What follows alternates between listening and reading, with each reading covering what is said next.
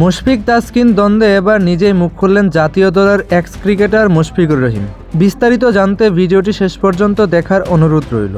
ক্রিকেটারদের উস্কে দেওয়ার নৈপথ্যের মাস্টারমাইন্ড সাংবাদিক রিয়াসাত আজিম। সাম্প্রতিক সময়ে বাংলাদেশ ক্রিকেটে যে অস্থিরতা, হুমকি, বিভ্রান্তি ও বিভাজনের রাজনীতি দেখা যাচ্ছে, তার পেছনে কেবল কিছু অসন্তুষ্ট ক্রিকেটার নয়, বরং একটি সুপরিকল্পিত উস্কানি কাজ করছে বলে অনেকেই মনে করছেন। এই প্রেক্ষাপটে বারবার আলোচনায় আসছে একটি নাম, সাংবাদিক রিয়াসাত আজিম। অভিযোগ উঠেছে তিনি সরাসরি মাঠে না থেকেও পর্দার আড়াল থেকে ক্রিকেটারদের মধ্যে ভুল বোঝাবুঝি, ভয় এবং বিদ্রোহী মানসিকতা উস্কে দিচ্ছেন। কিছু নির্দিষ্ট বক্তব্য, ফোনালাপের ইঙ্গিত, সামাজিক যোগাযোগ মাধ্যমে উদ্দেশ্য প্রণোদিত বিশ্লেষণ এবং একপাক্ষিক তথ্য পরিবেশনের মাধ্যমে ক্রিকেটারদের মানসিকভাবে প্রভাবিত করার চেষ্টা করা হচ্ছে, যার কেন্দ্রবিন্দুতে রিয়াসাত আজিমের ভূমিকা নিয়ে প্রশ্ন উঠেছে।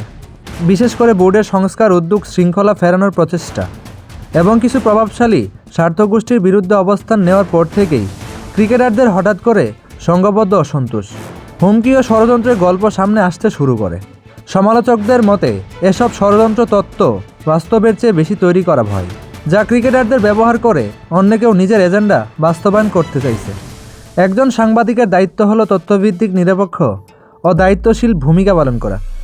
কিন্তু যদি কেউ সেই অবস্থান ব্যবহার করে ক্রিকেটের ভেতরে রাজনীতি ঘোলা করে, খেলোয়াড়দের উস্কে দেয় এবং প্রতিষ্ঠানকে দুর্বল করার চেষ্টা করে, তাহলে সেটি আর সাংবাদিকতা থাকে না, বরং তা হয়ে ওঠে সক্রিয় ষড়যন্ত্রের অংশ।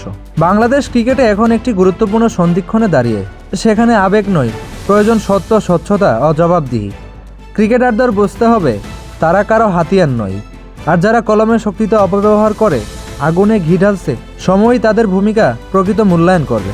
মুশি বলেন, আপনার মোটেও এই কাজটি করা ঠিক হয়নি, আপনার বিরুদ্ধে অ্যাকশন নিব, আপনি প্রাইভেসি অতিক্রম করেছেন। এই ধরনের সাংবাদিকতা বন্ধ করুন। সর্বশেষ একটাই কথা, ক্রিকেট কারো ব্যক্তিগত স্বার্থের মঞ্চ নয়, সবার আগে বাংলাদেশ